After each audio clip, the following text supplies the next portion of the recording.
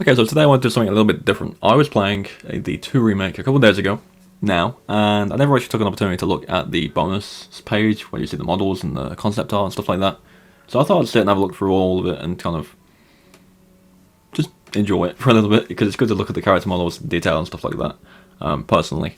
But there's a few concept arts in there that are unused and stuff that never made it to the game. And I thought it was quite interesting. I'd never actually noticed it before. I'm sure someone's probably done a video on it by now. But I thought I'd sit and talk about it, because some of it isn't very massive. It's not the biggest thing ever. But a couple of the things in there are something that's quite... It could have been a big part of the game that has either not made it to the final product. Well, definitely hasn't made it to the final product. Hasn't made it to the kind of development stage, or was midway through and scrapped and just didn't make it to the final cut. But either way, we're going to look at this stuff today and discuss what could have been, and just see what the Resident Evil 2 remake could have liked if this stuff was implemented. So without any further ado, let's jump into it. Alright, so let's start with the small stuff first, and we're going to go up in more detailed areas. But this one is something that's not in the 2 remake, and it's Claire encountering the alligator, the massive alligator in the sewers. If you've played the 2 remake, you know that Leon and Ada are the people that encounter this thing. You have to run from it for a while until you can get an opportunity to kill it. It's a pretty intense encounter the first time through, and it does beg the question, you know, what if Claire had run into this thing instead? It's not a massive change, but it would have been nice to see how both characters reacted to it, because Leon's reaction to it is pretty funny. So Claire it would have been cool to see, you know, what she'd have thought of that massive beast in the sewers. Continuing with the concept art that involves Claire, this is the lift at the very end of the nest sequence and the final kind of encounter in Leon's campaign, where you fight the super tyrant at the end of the game. Very difficult fight the first time around on hardcore for me, personally. Took me a few attempts to get it down. But again, this is not what happens in Claire's run at the end.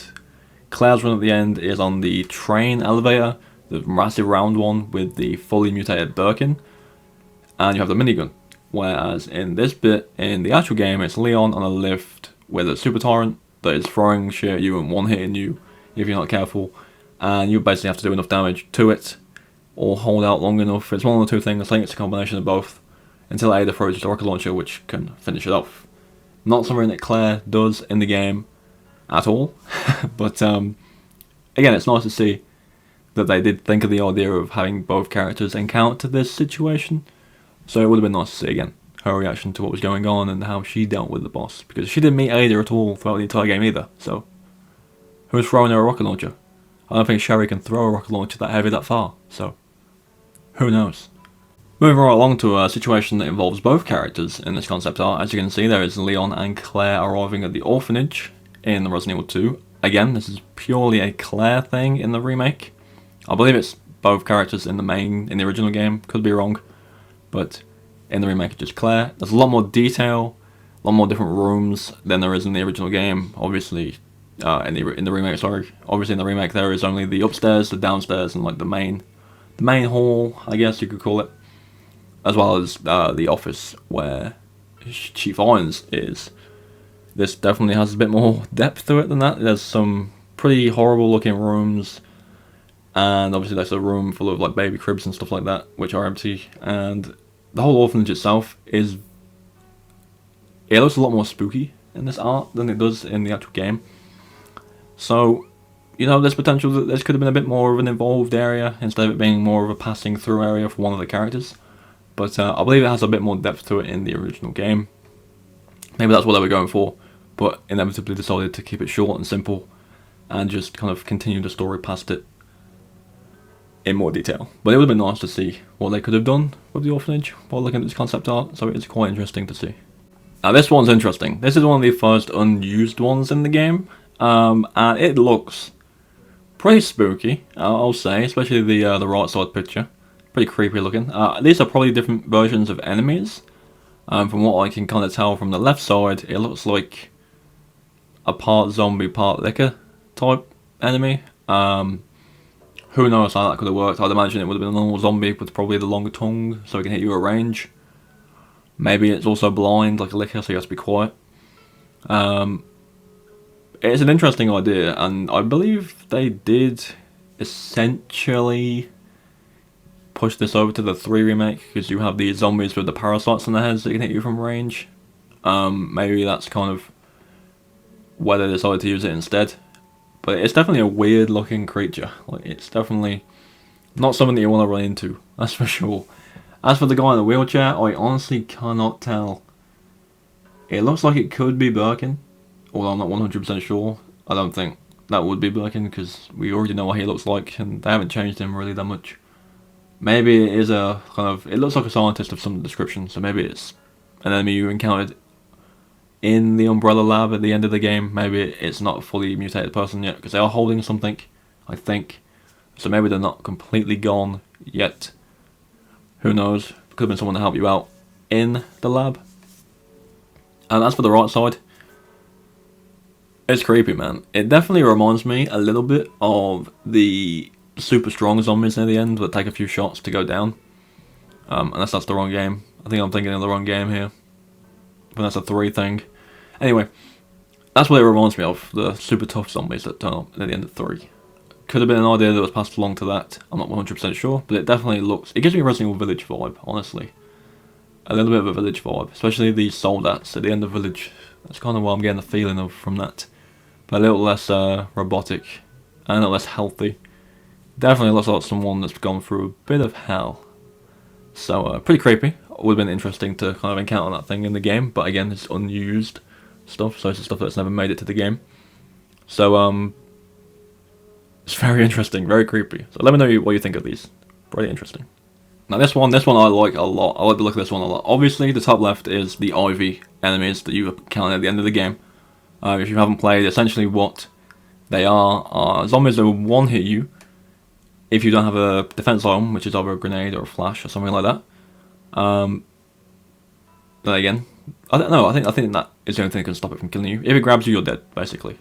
And the way to knock these things down is either to burn them to death. So with Claire, you have the incendiary rounds from the grenade launcher, and with Leon, you have the flamethrower. If you don't have any access to any incendiary rounds, there is these little spores, these little yellow spores. I know why I'm pointing at the screen. You can't see where I'm pointing, but you can see like yellow spores on them in certain spots. If you shoot all of them, they do go down for a little bit, so you can get past. So that's nothing new. But what's interesting to me is this big tree that's clearly attacking Leon there at some point. Obviously there is like a big foliage area in the lab where you have to kind of destroy this tree, essentially. But it's not this big. It's in a condensed room, pretty small. That is very tall on multiple floors. So it kind of reminds me of the big plant from the first game that you have to deal with. Especially if you're playing as Chris. I think Chris has to fight it properly. And it's big, man. I'd imagine this would be a boss fight that probably was cut from the game. Definitely seems like some kind of boss fight to me. Or maybe a navigation kind of solution where you have to kind of get around it by getting hit. And you have to pass through the room multiple times before you can get rid of it. But again, nothing that big made it into the game. But it's still interesting to see. Like, imagine if that was a thing. That would be pretty intense to fight, I'm sure. I'm sure it would spawn a lot of those Ivy things as well, which would be pretty annoying to deal with, because they are a nuisance at the end of the game. And last but not least, we have this unused concept of Leon approaching some kind of umbrella facility. To me, more so the image on the top and the 2 on the right, not the one on the bridge, but more specifically the middle one, the right side one and the top one. It's like a big kind of power station, maybe. Obviously you can see in the background of the big image, all the power pylons are connected to the main building and it will have the umbrella logo on them. So it could be some kind of power station or some kind of facility that also provides power to somewhere. As you can see from the bottom right image, there's a gondola going towards what seems to be even more of this place, which is very interesting. I don't know where this would have fit in, but it is definitely interesting to look at, like what could have been happening there. It is in the mountains by the look of things. It's not really in the city, which is interesting. Who knows what it could have been. Maybe it was more of a reference or an area that kind of explained what happened to Arclay. I think that was kind of my best example to what it could have been. Because obviously 1 and 2 take place pretty, not like instantly after each other, but relatively quickly. So maybe this is kind of a tie into the first game they were going to play in but never did. Who knows? But it would have been a pretty cool area to explore. I quite liked the nest facility at the end of the game, but having an additional area would have been interesting. Or this could have just been the nest facility. It could have just been a new take on the nest facility. It could have been in the mountains rather than underground. Who knows? But it's still definitely something that does bring a lot of thoughts to mind. So do let me know your thoughts on this one as well. But yeah, that's essentially it. There's not many. There's really not many. A lot of the concept art in this game is stuff that's in the remake, or things that are different from the original. So it's not massively different, but there is a few things in there that are small differences, like other characters being in other situations, or massive differences like this one, the last one we've just seen, and the unused enemy types. Very interesting to see what they could have been, or what the area could have been. So do let me know your thoughts in the comments down below. Do you like the Resident Evil 2 remake? Do you think there could have been more to it? Do you think they could have added more to it, or removed less, or even changed it a little bit more than what it was? To me, it's a remake, so it has to be close enough to the original, so adding massive areas or new enemies will take away some of that kind of originality. But either way, let me know your thoughts on the concept art that we've seen, and thank you for watching. I'll catch you all tomorrow.